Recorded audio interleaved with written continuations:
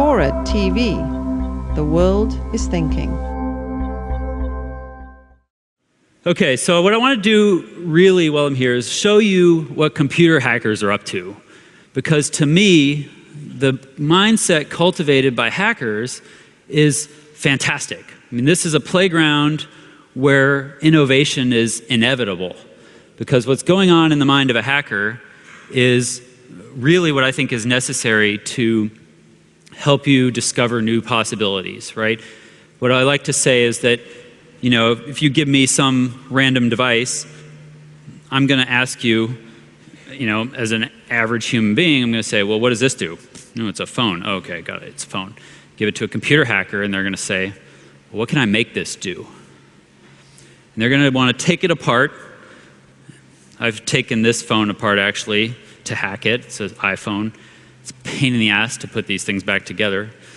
And what I want to find out is what's inside. You know, how did they make this? You know, how thick is that multi-touch display after all? How much of this is battery? Does anybody else here know? At least half of this thing is battery. And there's all kinds of fascinating things that you learn by taking things apart, right? Disassembling everything in your environment, figuring out what it's made out of, what those pieces are, and then revisiting everything you made in the past. You know, revisiting all the computers and all the gadgets and all the processes and all the systems that you ever built and say, can we reinvent them now, knowing what we know? Knowing that we can run a phone like this with a processor like this for this long, with a screen like this. I mean, there's new information with technology, and that's fundamentally what I think technology is about. Technology is revisiting everything that you ever wanted to do every time you get some new capability, some new science, some new thing to work with. Okay, so for fun, we're going to talk about just some fun things hackers could do. Okay, so I'm staying in a hotel room, not unlike this one. I do a lot of that these days, and they're all pretty freaking boring. But computer hacker goes into a room like this and says, well, what can I mess with? Most obvious thing, maybe not necessarily, but one that's fun is the television. That television is not like the television at your home. It's on a network with all the other televisions in the hotel, right? There's no handy interface, so I had to bring my own. This is a USB infrared transceiver. It's like a remote control you use for television, except that I control it with my computer and I can make it send any code I want, not just the ones hooked up to buttons on the remote.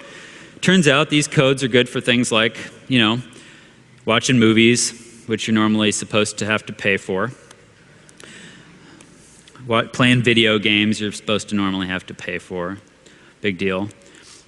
But I can also change the channel on my TV to watch those movies. I can also change the channel on your TV in your hotel room.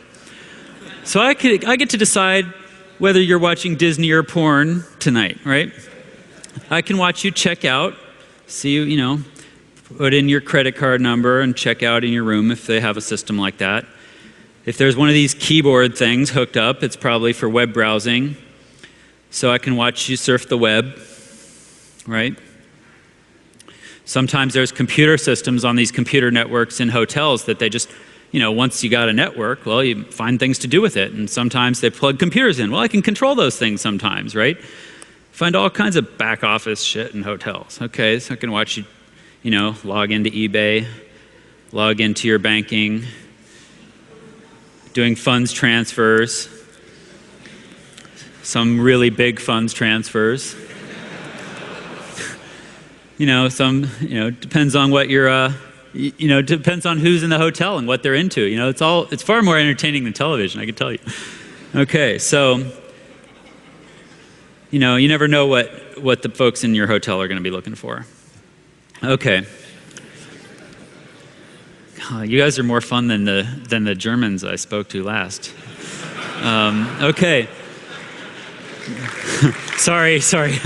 The Germans were great. It's just they didn't laugh at any of my jokes.